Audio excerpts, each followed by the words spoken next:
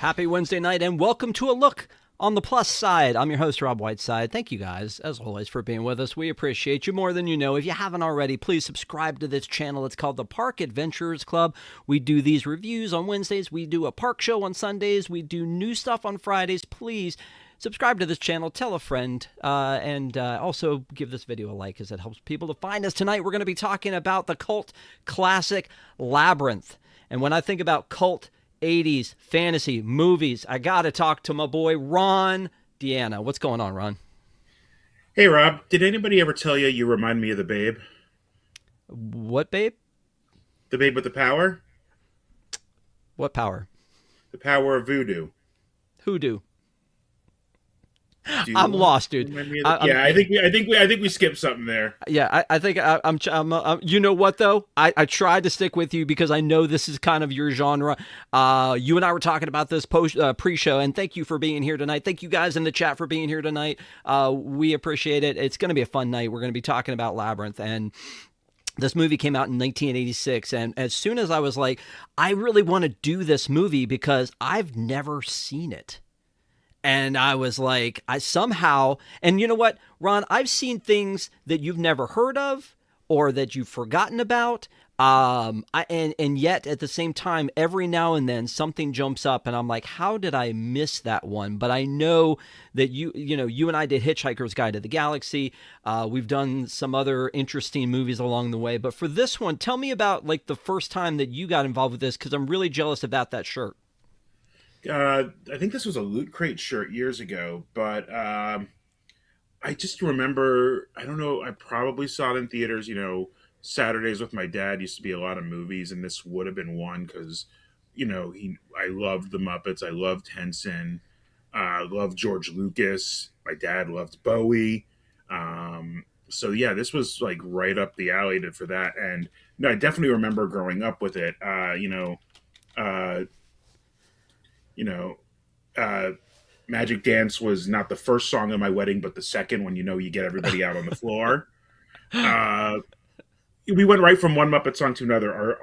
Our song was Rainbow Connection, and then the second that ended, we went right into Magic Dance. So That's strong. That is yeah, a lot of clout you're bringing to this the conversation. So, yeah, I didn't get a chance to see this when it happened in 1986. Before and honestly, I'm ashamed after watching it. There's a lot to talk about here, but let's just talk from the start about the stat board on this one. So the runtime for this one is 1 hour 41 minutes, which I'm always down for something that's under 2 hours. The release date was June 27th, 1986. So this year is the anniversary, 40 years of Labyrinth, and we'll talk about that in a bit. The rating was PG, which I think fits in this category. Sometimes these things age into what seems like it should have been PG-13 or R. PG works for this one, I feel like, and maybe you don't agree, but we'll talk about that. The box office on this is listed at 12.7 million because the box office was sadly disappointing originally, but over time and releases and things, it's quoted at somewhere around 34 million, but the original box office was 12.7 million, and then it was 25 million to make, and the company that released it was TriStar, which is Sony, but then like Henson Company owns this, but this new company, Shout Studio, owns the rights to this and Dark Crystal and about 9 other Henson properties now, and have been distributing them, including this thing coming to theaters. You said earlier to me before we started, you had wanted to see this in its re-release because it just came out, like, I think it was last weekend it was in the theaters with Fathom. yeah. I don't know if it was Fathom because it was playing multiple nights, and I don't know if they always do that, but it was just not a good time that worked for me to take my daughter to because she's starting to get into more live action and likes Muppet movies, likes musicals. She knows who Bowie is because of my shirt. Uh, so yeah, I was trying to get her to go. It just didn't work. So we did end up watching it at home actually last weekend before I even agreed to do this. So I had actually just watched it uh, at that point too. Yeah. So I'm looking at the chat, and Ronald says, I didn't realize how bad it did at the box office. And, It, it was an everything error. Henson did that wasn't a Muppet movie just crashed. Well, okay, so I got a couple things to talk about on that front. One is it was an era of these gritty fantasy movies. Dark Crystal, again, Henson, preceded this. You had Dark Crystal, Legend with Tom Cruise. You had like The Neverending Story. You had Labyrinth. I feel like they're all kind of in that similar category of movies. I listed off. You and I did a review before of Return to Oz. I feel like that's kind of in that weird, gritty, nutty kind of an era. Lady Hawk, Willow, Willow. Yep. Time Bandits. Ice Pirates. You've got like Princess Bride's a little bit after this. With Krull. Rob Reiner and Kroll. I love Kroll. It's a bad movie, but I love the hell out of it. Such a weird like premise, the whole like that the castle moves and you gotta, yeah, it's, I don't know, all of these movies I loved and I saw almost all of them, and that's why I'm like, how did I miss this one? The other thing that I wanted to talk about this is this came out in 1986. Jim Henson, who we all agree, and this is the best I could do for tonight, is a Kermit shirt. Jim Henson passed away in 90. So 4 years after this came out. So just like Ronald was saying, he didn't realize how bad it did. This one is now a cult classic. It has a huge following. People wear the shirts, but I don't know that Jim ever got to see that because he died 4 years later. I don't think he ever got to see the love this got. I think it was one of those ones that started doing well almost instantly on video and cable. Like a lot of those cult movies did, because people, like, the trailers don't sell it, so, but people are much more likely, like, flip it on, it's like, okay, let me watch this. Oh, this is actually good. That happened a lot. HBO did a lot of good things for that. And I think this was his last feature he directed too, wasn't it? Very, very likely. Let's talk about that though. Like, there were a lot of names associated with this one. George Lucas produced. Terry Jones of Monty Python wrote it, That makes and so much sense when I found that out much later. right, and then Jim Henson directed it. So, and also I think was involved in the writing. So yeah, it's crazy to think about how many like big names were involved with this. It also gave me Captain EO vibes, which would make sense because of around the same time Well, of and that. Michael was one of the considerations for Jareth, Yeah, as yeah. was I'm hating myself for blanking on not Keith Richards.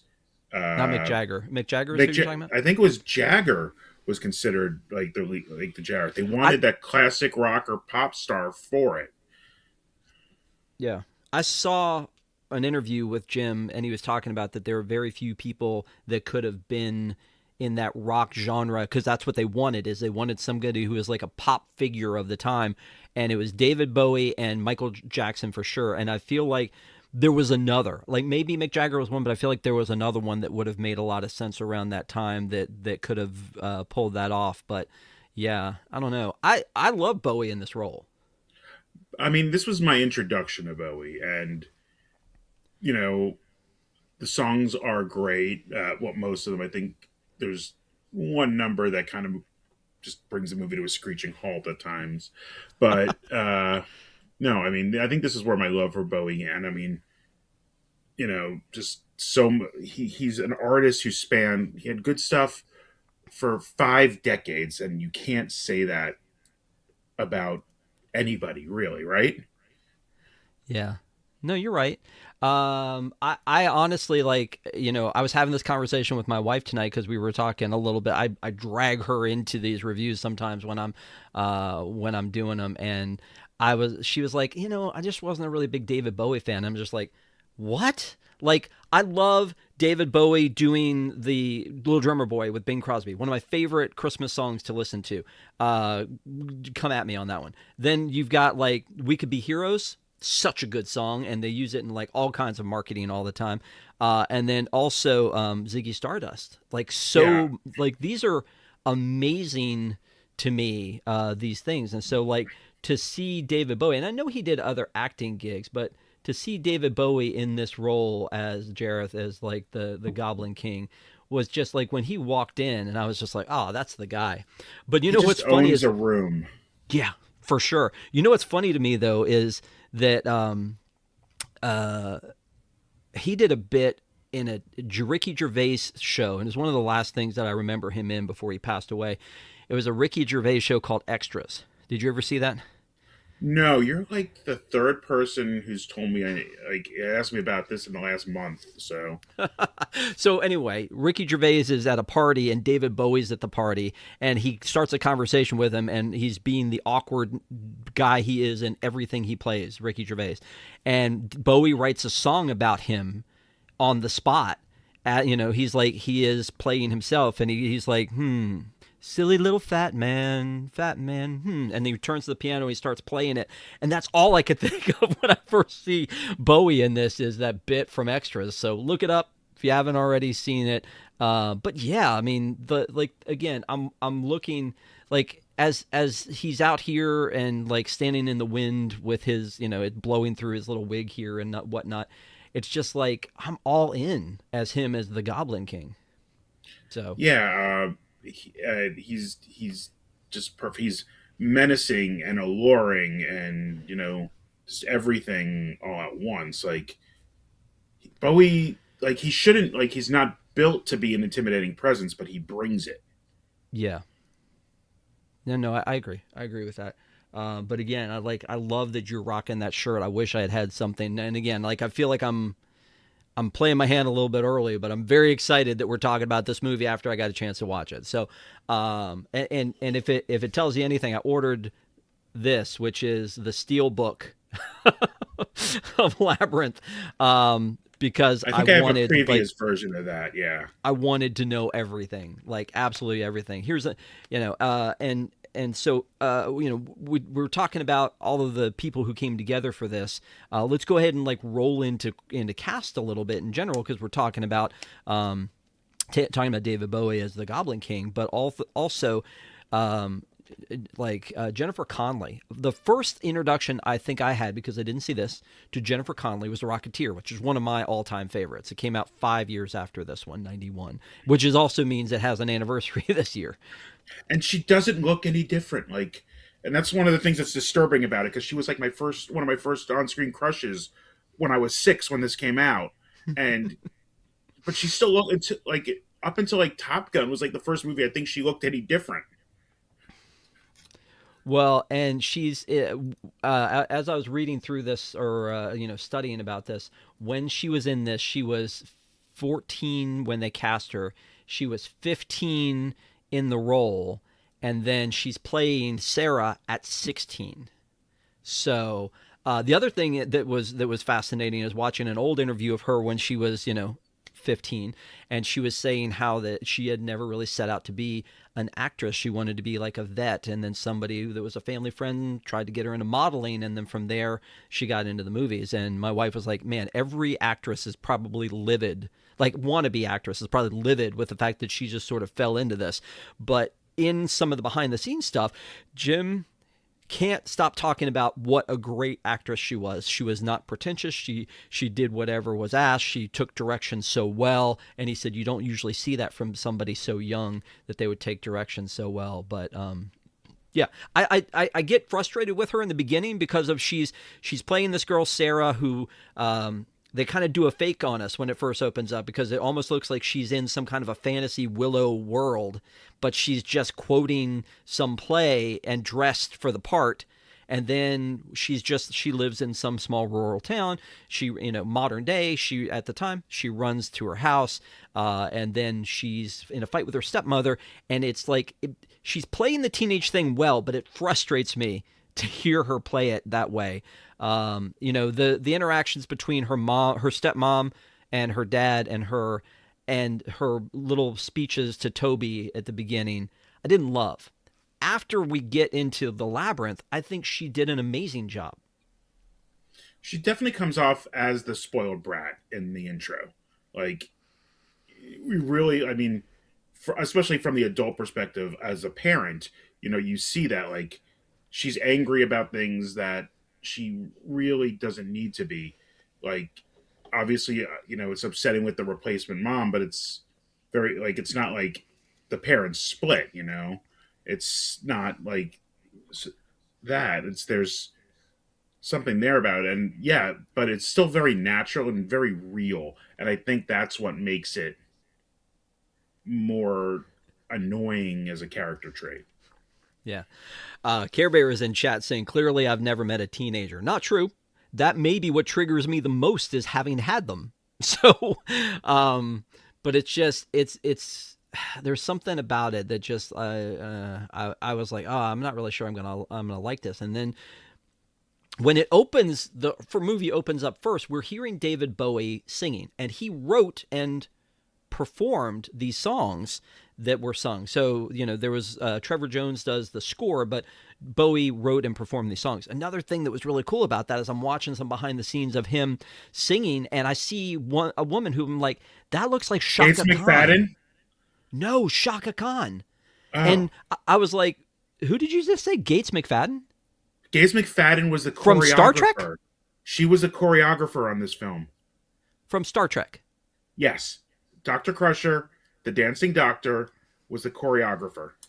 That's like so many names. It's crazy. So yeah, so I'm watching this, and he's got like a choir or a chorus behind him as he's he's in the studio recording, and I see this woman. I'm like, that can't be Shaka Khan. And again, a huge Prince fan. I look it up.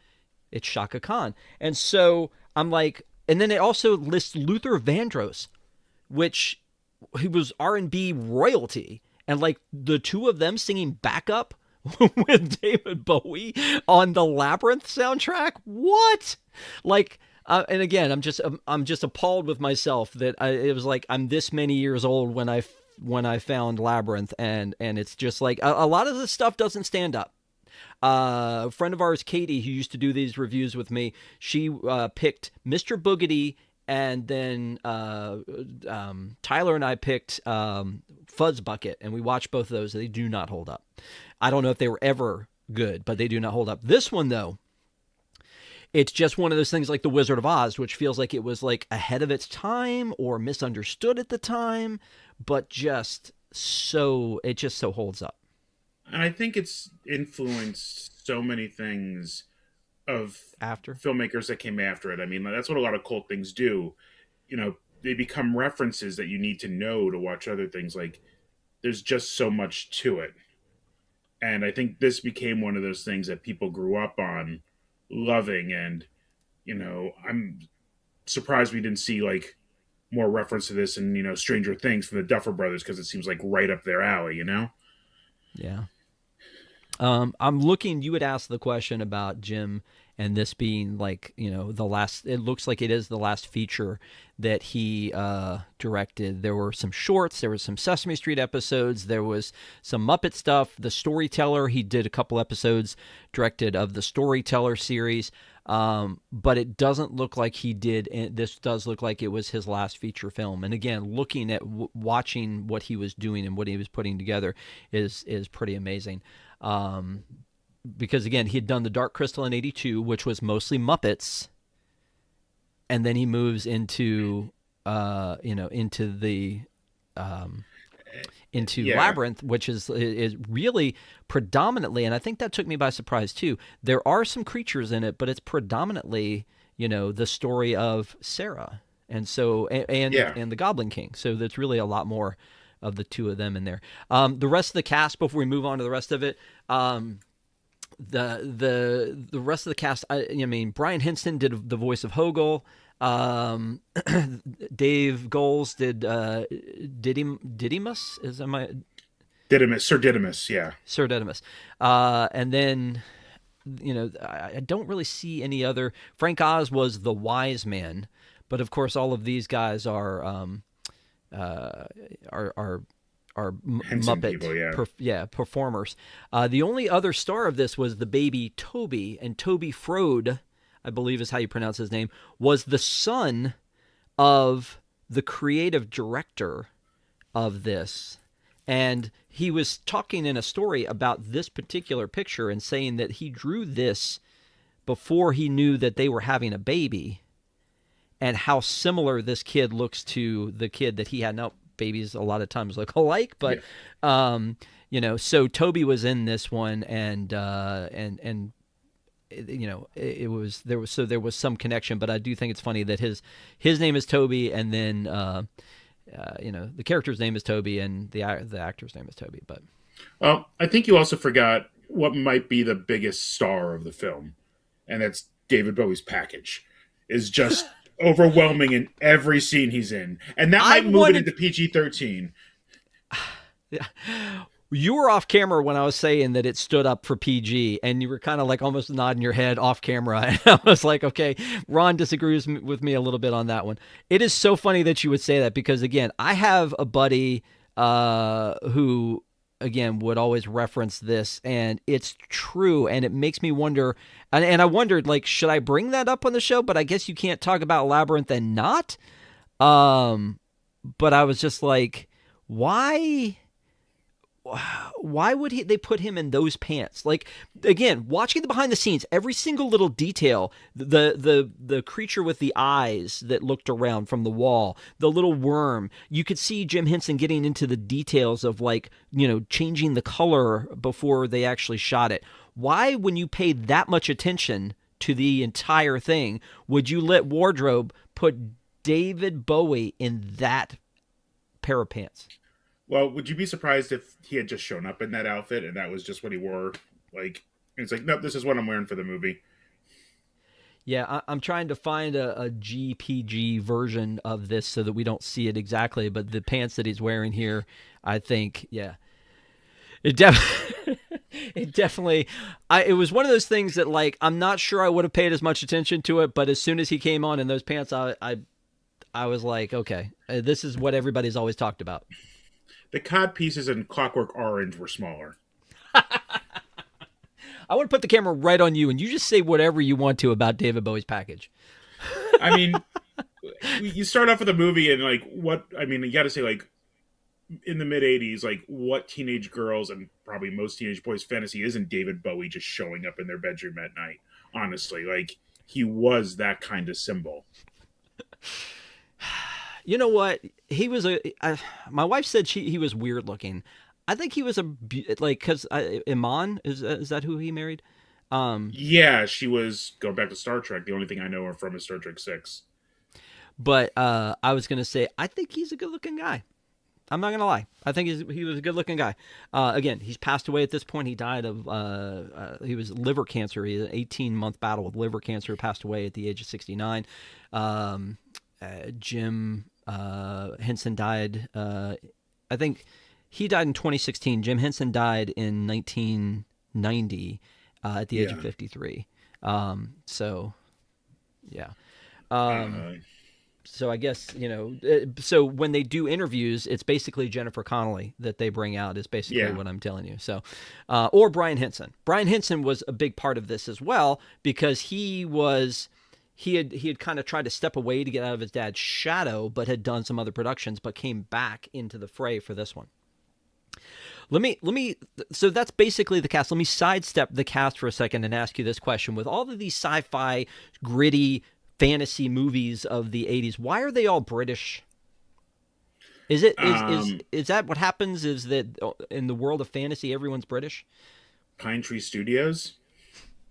Well, that wasn't where this one was shot, though. It was like, what, S-Tree or something like that? But yeah, I get what you're saying. But like, if you think about all of the fantasy movies seem to always have people with British accents. And so I guess it's just because they film them. Why do all Romans have British accents in movies? I think that's just the Americans' generic foreign accent in English. Okay, so Ronald says that it's because it's cheaper to make them in England. That's fine. But here's something that drives me nuts. Addressing to the crew is that The Force Awakens has John Boyega and Daisy Ridley. They're both British. She gets to keep her accent. He doesn't. So, like, I feel like you could fake an accent because I do feel like, well, I mean, if you think about it, Brian Henson is faking a British accent when he's doing Hogel. So you could fake an American accent, but I feel like in most cases, when you have fantasy, we find that it's like that it's I don't know. It just I think it just feels like they're always British. We think of fantasy as a medieval thing, even if it's high fantasy, and you know, we don't have that history here, I guess. Like that kind of like time era history was different here. Obviously, it was, Native Americans, and that's not that kind of era. So yeah, I think we just default to it because that's what we know. Yeah. I mean, I'm kind of doing that tongue in cheek, but at the same time, it's just a thing that happens. Um, so the other thing that, again, about the cast before we leave that is that the most of the Muppeteers, and again, the ones we think of the traditional ones, weren't necessarily all the voices, because you had like Kevin Clash was on this one, you had Brian Henson, Jim Henson, all of Frank Oz. A couple of them are credited with small roles, but I think in a lot of cases they didn't. They were not the voice of it, which normally was happening in the Muppets. So I'm guessing there's probably a lot more ADR on this than at a Muppet. They're could not be, performing as much live. yeah. Um, so let's talk about Terry Jones writing this because the Monty Python angle on it is that it's a weird movie in a lot of cases that's weirder than Jim's norm. The helping hands, the fireys or whatever they are, the weird puppet things, the freaky psychedelic opening. I feel like some of that stuff is probably inspired by whatever Terry Jones was writing on that one. But it's got the fantasy thing, but a lot of it is also a little strange. Would you agree? Yeah, I mean, and the humor definitely, you know, I wasn't a Python fan in '86, but like once like Comedy Central, like in the early like later '80s and early '90s, started running it. That's when I got into it. The humor makes much more sense. The dry surrealism about it comes straight, very Python-esque. Yeah. Okay. Let's talk about another thing that happened in this movie. Talk about attention to detail. Somewhere along the line, it was either Terry Jones or Jim Henson. They decided that the Goblin King needed like a type of magic, and the magic ended up being these orbs. And I don't know. Again, you're a huge fan of this. You probably already know this. They hired a guy who was like a magician juggler to do the magic with the orbs, and they had His him name was like stand. Maui or something, similar to Well, they had that. him stand behind Bowie and reach his hand up blindly and do the thing, because I thought Bowie was doing it. I was sold on the fact that Bowie was sitting there doing this thing, and it was like, did they teach him that? Was like, how did that happen, I etc., think etc.? they tried, but it's such a specific skill that I don't think it worked.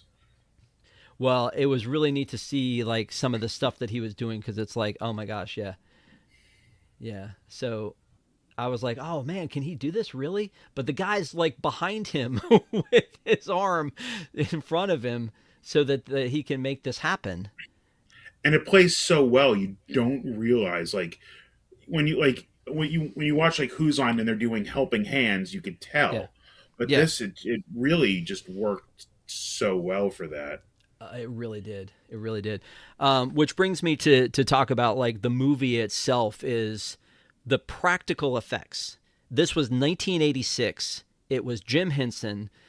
The practical effects on this movie, watching again behind the scenes, are insanely amazing. There's not a lot where I would go, this doesn't look real to me, or this doesn't look, it looks like a bad effect. It's really well done, I feel like. And the levels that they would go to like that for a practical effect are stunning. I mean, and again, it's a lost art form at this point. You can do so many of these things now with CGI that you could never know the difference. And I wonder if Jim Henson were alive today, how much he would be leaning into that. You've got guys like Henry Selick who still do stop motion animation by hand. And then you've got Pixar and Disney and the computer animation that they're doing these days, and they can do amazing things and make them wonderful. But the fact that this is such a physical thing, they were talking about Jennifer Connelly and like all of like they didn't realize that it was all on paper, like what she would have to do. But then when she actually had to do it, Jim said he was like, what a trooper she was. All the things they threw at her with wire work and all the other pieces that they put together. But between like the MC Escher room, where he kind of comes up, like there was an apparatus to make that happen, and some of the ball, it's amazing. Yeah. And it did have one of the very early CG characters with the owl in the beginning, which you could tell that is that. But practical effects will always have a natural weight on camera. I'll say, like, they will always look the same. CG, as time goes on, you'll notice it change more, right? I mean, like, I remember when PlayStation 2 came out, and one of the first games I got was Madden. We thought it looked like a real game. Like, you might as well be watching a real game. Turn that on now, and you tell someone that, they'd laugh in your face. But, you know, everything here, and I mean, I will say, like, some of the compositing of, like, some of the blue screens and matte paintings in the background was a little, definitely shows up a bit in this, but, and that might just be because we're now on 4K transfers, which you might not have noticed as much, you know, on a standard definition print, but it still isn't as distracting as, you know, old CG would be. And you make a great point about the fact that as we change mediums, things that they used to be able to cheat, they can't cheat anymore. I remember seeing Beauty and the Beast when they brought it back out, the animation they brought it back out and they put it on IMAX. And I remember when they did that, seeing the townspeople, it was like circle face with two dots on it. Like that was the face. And you wouldn't have noticed that if they hadn't blown it up for IMAX. So again, things that you can cheat, maybe that they could have cheated here with the matte painting and things like you're saying, is now we see them in 4K, we see the flaws.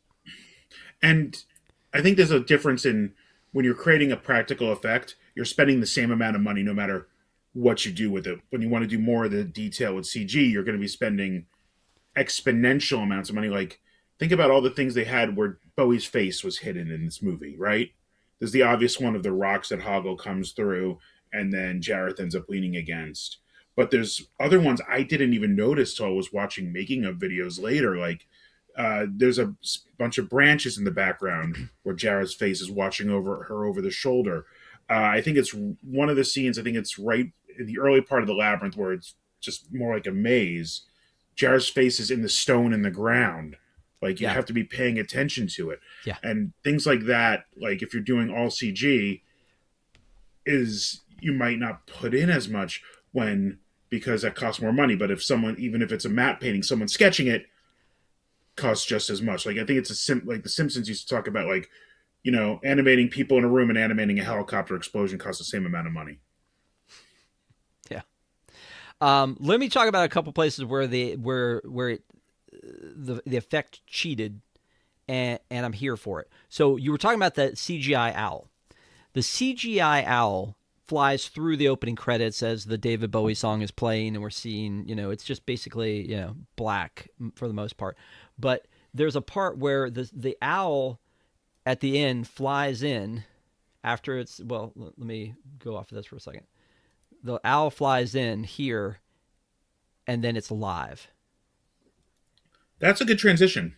That was a great transition. I was super impressed by that transition, and that's right out of the bat, like when they did that. The other thing that I thought was an interesting transition is Sir, what is his name again? Sir Didymus. Didymus. So when you see him, sometimes he's riding the dog, and the dog looks like the dog from Fraggle Rock, and it's a puppet. Sometimes when he's riding it, it's an actual dog. Yeah, that I thought was a neat little thing as well. So I mean, it's also, I mean, there's a transition of in Magic Dance where, you know, Bowie's dancing with the baby, and then there's one point where they cut around. It's obvious it's a cut. It's hard to cut, but where you see him throw the baby in the air, it's like, no, that's a doll. Yeah, no, I agree. Let's let me find the one with the dog though. I think that it's really, really funny. So here's like the actual dog with the saddle that comes out, and he jumps up on him, and that's, it's a real dog. There are other times when you see him up close and it's clearly a Muppet, and I don't know. I like it. I like that they went to the trouble to do it. That sometimes it's a real dog and sometimes it's the Muppet is kind of funny, because thinking of that poor little dog having a Muppet on him like riding around is really funny. We were talking about the baby, Toby. And yeah, I know the part you're talking about with him throwing him up into the air, and I was watching the same thing too, but when that happened, there were other times with Toby where he was just crying and bawling his eyes out, and it was real, like it was not CGI. In the bedroom when she's yelling at him, that he was crying. There were other times where he was crawling around and watching behind the scenes stuff. There wasn't a lot of safety involved. I guess what I'm saying is, in 2026, I don't think you could have done that with this kid. You can't even you can't even use one baby to film these things most of the time. You have to have multiple ones. You have to have the Olsen twins.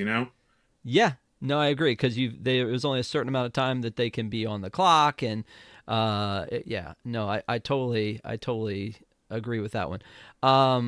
One of the things that the behind the scenes talked about too, as far as practical effects go, is the helping hands. Her dropping down, like they literally built like a shaft and then dropping down with, I think they said it was like 40 like puppeteer, like with the hands, and they came up with this like the hands talking thing. And again, Terry Jones was talking about how he came up with the concept, and then to see it like a billion times better than he ever dreamed it. And they were showing like they had hundreds of sets of these hands made. They had a bunch of different puppets all the way up and down. She was talking about how she was ticklish, so this was weird.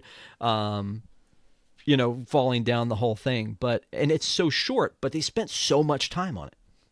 It's definitely one of the coolest and creepiest scenes at the same time. Like, it's probably one of the most memorable things to me is the helping hands. Just especially the "she chose down." Yeah. Here's the other thing is Hogel. They were saying that the Hogel character, the woman Hoggle. I who, gotta correct you at some I'm point. sorry, you do Hogel. But here's the thing is funny about that is they keep mispronouncing his name all the way through it as different things, and one of them was Hogwarts. Yeah, I mean, did she steal that? I mean, just saying, I this was believe I 1986. believe it's a plant. I mean, Oh, you realize how much stuff she stole. Like one of the things I was like, oh, the big, where the wild things are. Very obviously, where the wild things are, creature is called Ludo. And I was thinking like, oh, you got Ludo Bagman, you got Ludo Studios. Where did they get that from? But Ludo just came from the word for the Latin for play, and that's where Ludo Studios got it. The guy who's the Minister of Games was Ludo Bagman, and he's a playful character in this. So it's just Roland just definitely took names from things she knew, like Hagrid meant nightmare, like someone being played by nightmares. A Dumbledore was a village idiot at one point in Old English. Like she didn't invent the name; she just took them from places and kind yeah. of found them as descriptives. Hoggle, like boggle. Hoggle, yeah. Okay, I don't want to do it again. So here's I found that part you were talking about with the rock, because I noticed it immediately too.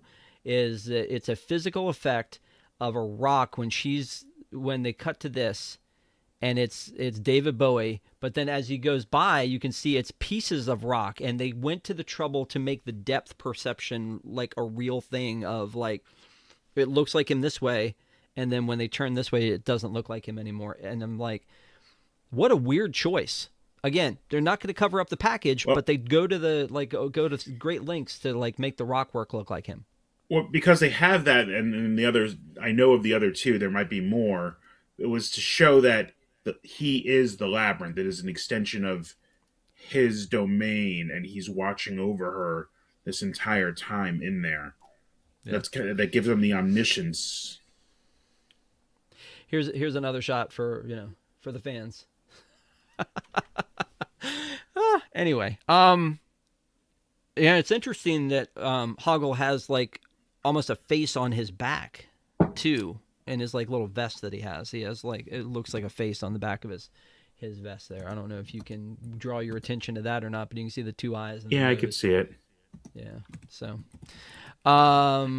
yeah. Okay. So basically, I feel like the labyrinth part of this is not. It, it gives a little bit Yellow Brick Road and Wizard of Oz. It gives a little bit of you know, what was the other thing I was thinking? I don't remember. But like this whole labyrinth existing and they're trying to get through it to get to the king in 13 hours to be able to, save Toby.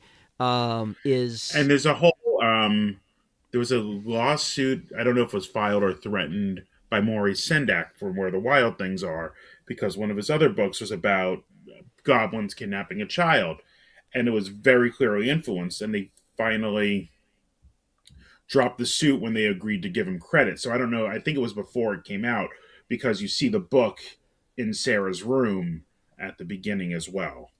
yeah, no, for sure. Yeah. Well, let's break down again at this point, and I want to thank everybody for being here and for being in the chat. And I'm seeing Ronald and Care Bear, and apparently Ron was also in the chat there, and Fire Chief and Charbar07. Is that correct? And I've seen a couple other people. I think Jay Ware was in there as well, and TSN 899, 6899.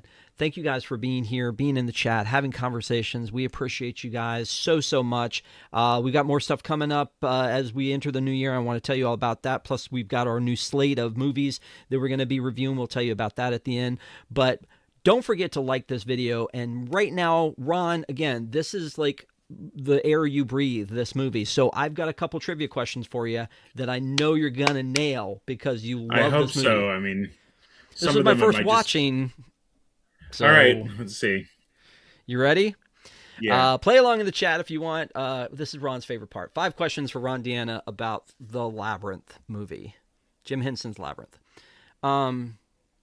In the beginning, I said it was kind of a fake out when Sarah is hanging out and she's with her dog, and the clock strikes and she realizes she's late. What time is it when she says it's late? She says, it's blank, I'm late. I think 7. It is 7. You were correct. Because it's on the clock and she says it out loud. I felt like that was enough to be able to bring that to life. Plus, it was dusk-ish. Yeah. I was going to ask you the name of the dog. Do you remember the name of the dog? This is not trivia, but I feel like you would already know it. I was thinking about this when we were talking about Didymus on the dog, and no, I can't remember it. I was I trying to don't think know, about it. and we'll talk about this after the trivia, is like, the whole Wizard of Oz. Was it real? You were there. You were there. Was it real? Was it a dream? Was it a hallucination? Was it a bad trip? Was it what happened? But her dog is named Merlin. Hmm. But that's not a trivia question. Back in her room, you mentioned the book Where the Wild Things Are is on her counter as we're panning across. There are 2 other big titles there. Can you name at least one of the other books that is sitting there? Snow White and Through the Looking Glass. Yeah. Or is it those Wonderland? 2. I don't remember. Yeah. Wizard of Oz was also there. So, yeah, I thought that was cool because as I'm watching this is not a Disney movie. It is on Disney Plus through Hulu, which I saw somebody, I think it was maybe Benjamin or somebody, had said earlier that they were like, hey, we don't, I don't have Disney Plus, or I don't have Hulu Plus. It used to be we would strictly only do things that were just on Disney Plus, but just a reminder, we do primarily Disney Plus. We linger into Hulu Plus. We do Universal movies with park ties. Back to the Future might be one of those per se, and then some special exceptions. So this one is a Hulu bit because it's Sony TriStar by this this new studio. But my point was that there's a lot of Disney in this because there's the Snow White and the Seven Dwarfs book. There's a Winnie the Pooh on the shelf. There's a Robin Hood cutout in her little journal. And just the fact that it's Henson and Lucasfilm, but not owned by either of them. Is so Right. weird, right? Yes. No, indeed. Um, Here's the next one. David Bowie beautifully enters the room as the owl and morphs into the Goblin King and stands in front of her, and she's pleading and begging with him. What are the first words out of his mouth?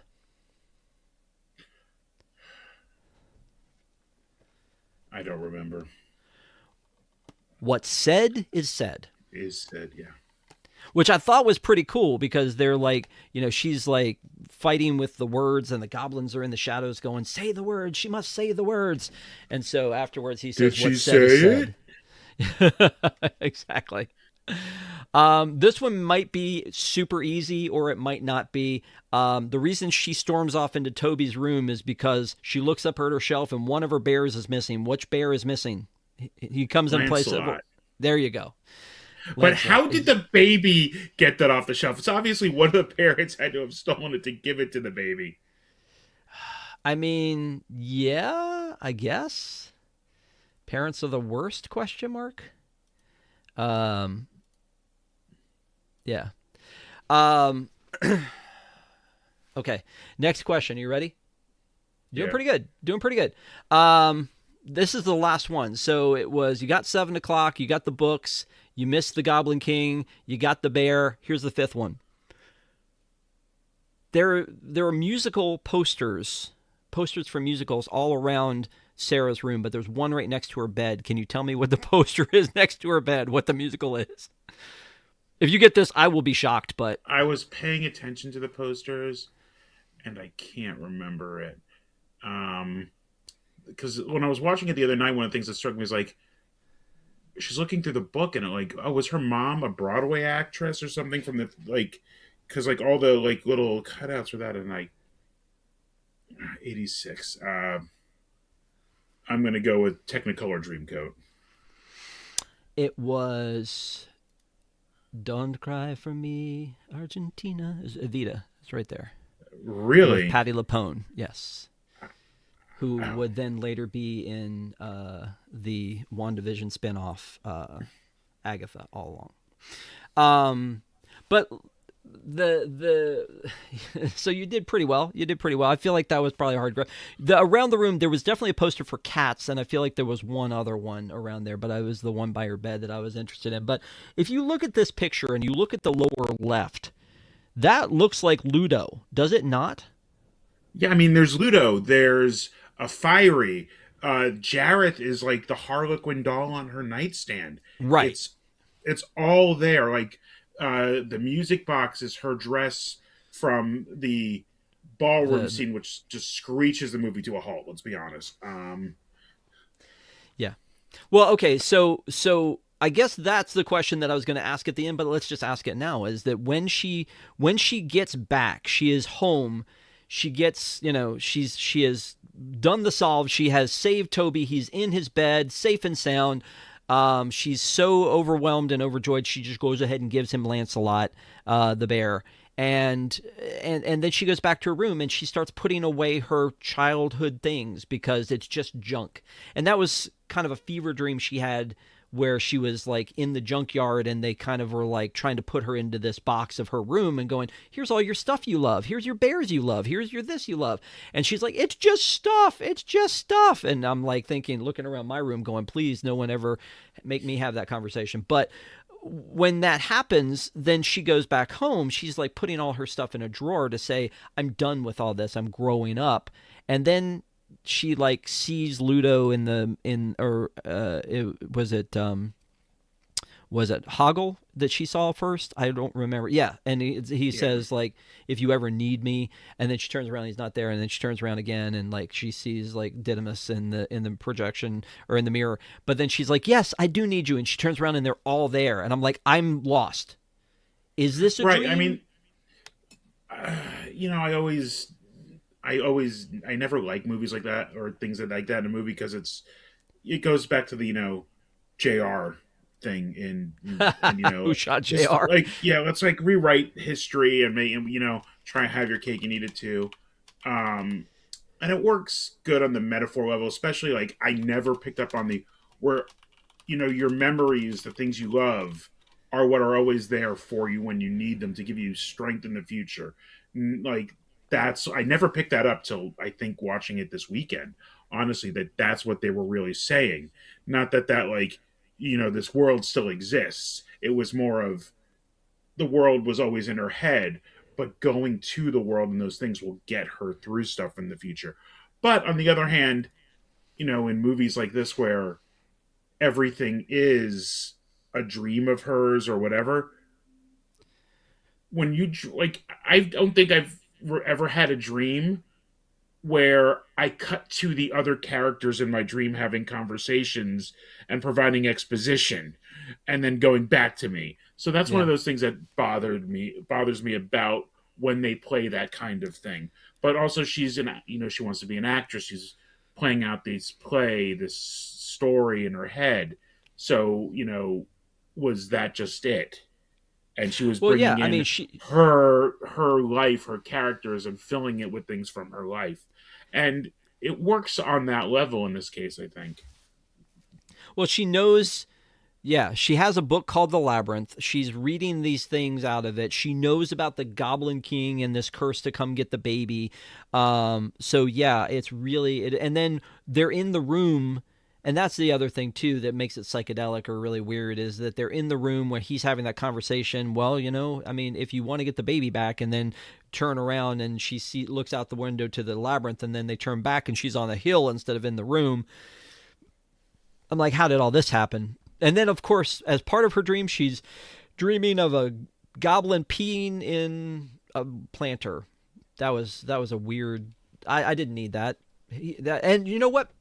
The other thing that was interesting about that scene is he's going around killing fairies because in this particular world, or in this case, they're vermin. And it made me think of Onward, because when they wrote Onward, they talked about the fact that magic had gone from that place, and that the characters like unicorns were like raccoons in their world now, and just like they're vermin at that point. And so that's what was happening with these fairies. She sees it. She thinks it's a fairy.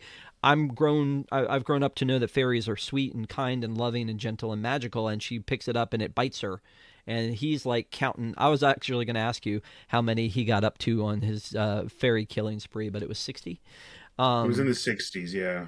Yeah. So it was just it was one of those things where like that whole scene was a little bit weird, but it made me think of Onward.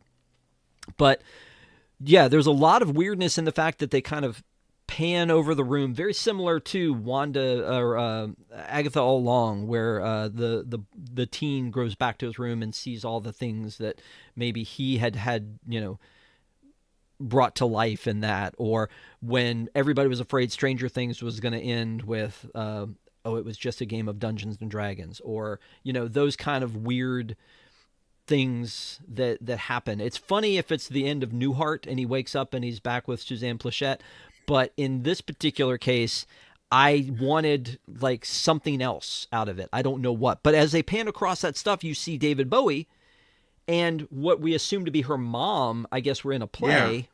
And then the Harlequin, like you talked about, on her desk, and the book called The Labyrinth, and her knowing this stuff. And it was very confusing as to whether this is a Dorothy Gale waking up and you were there and putting these people in it, or was it a real thing like we assume Alice in Wonderland is? It's yeah, that's the mystery, and I don't care I for think it. this one wore. I think when I realized the whole, we're there for you when you need us, is in that memory, and like her mom is still going to be there for her when she needs her. Like that whole cycle of it, I think made a little more sense to me, and that's something I mean I've watched the movie 30, 40 times probably at least, and it just occurred to me this last one. Yeah. Well, yeah, I don't know. It just it bothers me. I like it to be wrapped up in a nice bow. Unrelated to anything, because I found it on IMDb. This is Toby at 42, because he was born in 1984. I guess they were filming in 84, 85, and then it came out in 86, and that's Toby now. So I like that there's a modern picture of him for his IMDb profile. right. I mean, he is apparently in the special effects because again, his father was the creative director. Yeah. He was in this. He has like art department, animation department, and special effects. So yeah, I think that as an actor, his only acting role was Labyrinth, and oh, nailed it. But again, I feel like there was someone should have stepped in and saved this baby because the baby cried, really cried. I feel like David Bowie was talking about they were trying to get a baby to cry in the recording studio. It was a different baby. They were trying to get And he in had the to do the cry himself for the and he had to song. do it himself. Yeah. Yes, very interesting. But yeah, I so is there anything else you want to talk about before before we do final thoughts on this one? I mean, I'm sure there's a lot of the effects and scenes and things that we could talk about in general, but like I said, I was so enthralled that I had to order the Steelbook immediately and have watched just a portion of the special effects of it. Some of it is like interviews with around the 25th anniversary. They did some interviews with like Brian Henson, and they did Yeah. some more recent ones with Jennifer Connelly. But anything else you want to talk about? No, I mean it's just so ingrained to me, having grown up on it. Like there's so many things that I see as references. I think like one of the first conversations like my wife and I had, like we met when we started like chatting on the phone, like after meeting online, was probably that whole remind me of the Babe Exchange. Like it's just so ingrained, and there's so many lines and so many things wouldn't even know where to begin. Like, and things that scared me, like the Fireys. I hated that sequence as a kid. Scared me. Of all the things, they were the thing that frightened me the most. I remember as a kid. Yeah. Well, and they were very weird. The whole like they're ripping their heads off, and that was another thing that in the behind the scenes talking about like how they had to bring that to life is that that's one of the first times where they kind of used computers in a way is that they filmed them all on a green screen and then they did the background parts. But yeah, they are very disturbing, honestly. They remind me of like Salacious Crumb and a Fraggle having a baby. I the way they dance around it makes me think of Statler and Waldorf in the Muppet Christmas Carol, where Marley and Marley, because of the way they're just like jumping around. I don't know. One time you see Muppet, like any kind of Muppet in full like body, is always something unique. Because Yeah, like Hoggle had someone in him, but like the Fireys couldn't. right. No, they were quite unique. The soundtrack is the other thing. Like I said, David Bowie wrote the songs. Trevor Jones wrote the music. The opening titles, "Underground," I guess. Yeah. The Magic Dance, and then "Chilly Down." Uh, as the world falls down As the World within Falls Down you. is the one.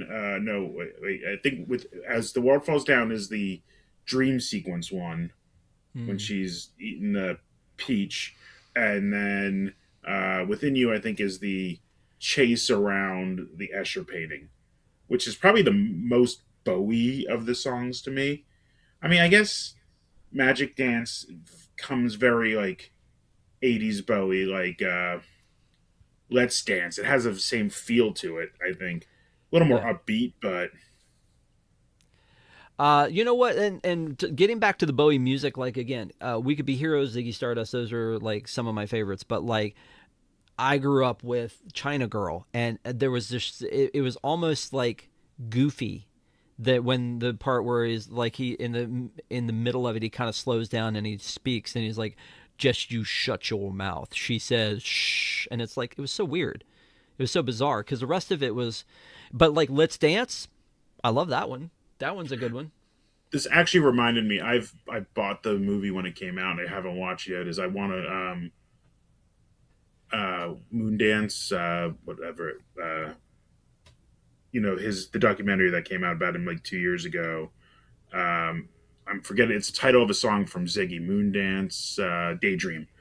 It's a Bowie documentary that's been on my list to watch, and that's probably going to be something I'd probably bring on the plane this week.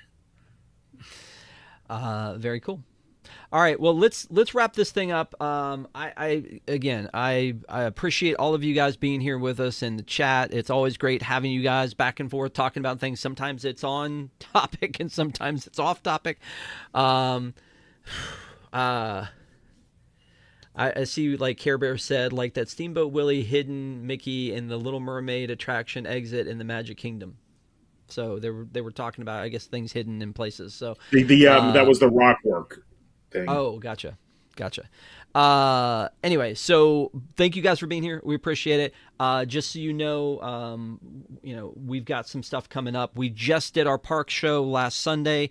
It was a lot of fun. We talked a little bit about 25 years of Disney California Adventure, speaking of anniversaries. So that was one we talked about last Sunday.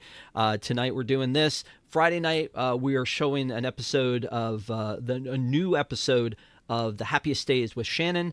Last Friday night, Patrick and I opened up Disney Chrome cards, and now he has me hooked. It's crazy, Ron. And I'm sure we'll get Ron and Patrick back when they're talking about their trip. So we do different things on Friday nights. Wednesday nights are the movie reviews.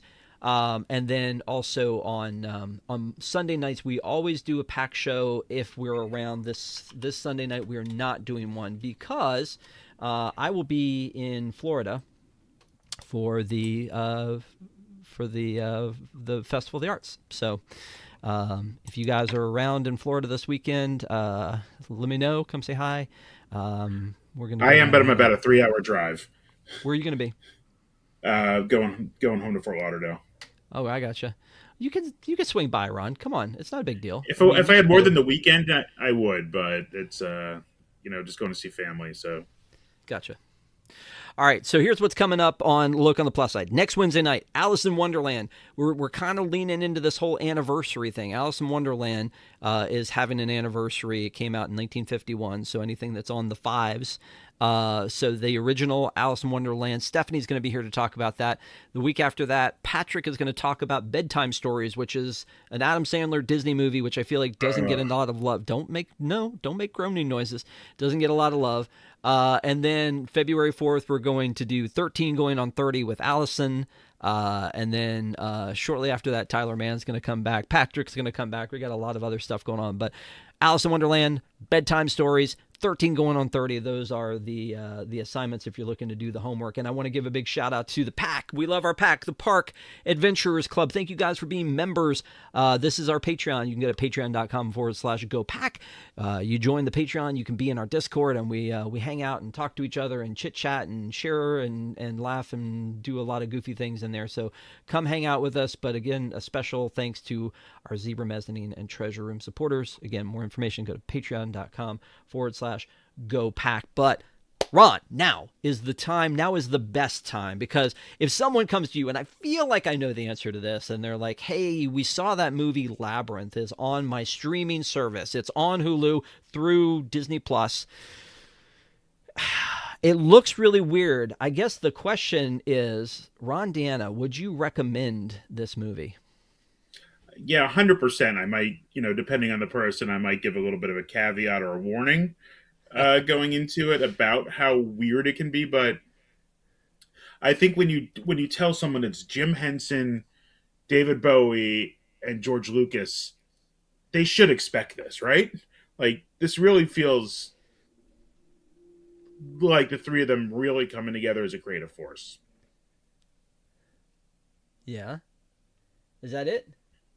That's it. I mean, I really do love this film. I was actually saying, like, this is the only piece of Labyrinth, like, merch I have is the shirt, like, other than pulling, like, the Blu-ray off the shelf. But, yeah, like, I've never seen a lot of it. And I think there's been a little bit more recently, but yeah, I'm just surprised I don't have, like, all the stuff somewhere. Yep. Well, I will tell you, again, I mentioned at the top of the show, I think maybe I was a little roasted in the chat for it, is that this was my first time ever watching this movie. I don't know how I missed out on it in 1986. I really thought it was great. I thought it was fun. I thought it stood the test of time. It definitely has that 80s gritty fantasy vibe to it. It has a little bit of musical, which most of those movies do not have musical attached to it. But I, again, loved it so much that I immediately ordered the it's like I'm trying to sell this. I'm not trying to sell this. This is my copy. You can't have it. But it's. I ordered the steel book. I thought about ordering the soundtrack on CD. It's very expensive. I saw I think it was called like Beastly. Excuse me, like Beastly or something like that, which was the artwork of Labyrinth and some of the sketches and things from it. I thought about ordering that. Like I was like addicted to the idea of like you were talking about, like you're surprised you don't have more merch. I was like, am I born again into this? I'm excited about this. So I would recommend it to anyone because it's just weird enough that I think it keeps your attention. I think that Jennifer Connelly as a 14, 15-year-old actress did an amazing job. I thought David Bowie did a great job in this one. The music is kind of cool, hit or miss, but I'm here for it. I'm ready to. I won't be playing it at like if we renew our vows at my wedding or anything like Ron did, but I'm getting into it, man. I think it's pretty cool. So I appreciate you talking to me about it, Ron. And there are sequel comics. I think there's a series going on right now, but I haven't gotten them because I think it loses what makes them like a static on a page image loses what made this movie special. I say that about Nightmare all the time. Like I would not want there to be. It's one of my favorite movies of all time. I have all the IP like merch for that. I didn't want there to be another one, and so even these comic books, though, considering Terry Jones isn't writing them, it feels like it's fan fiction at this point. So like, I don't know. I'm with you. I think that you keep it in this bubble and appreciate it for what it is. But thank you guys for watching. Please leave comments. Tell us what you think about it. Are we way off base? Or you're like, you guys are on something? Why would you do you guys love this movie? Do you not? Leave comments below. We would love to hear about it. Come back, subscribe, be here for all the content. We got a lot of stuff coming up in 2026, and we would love to share it all with you guys. So until next time, we will see you on the plus side. How about that? Thanks, Ron. Appreciate you. Good night.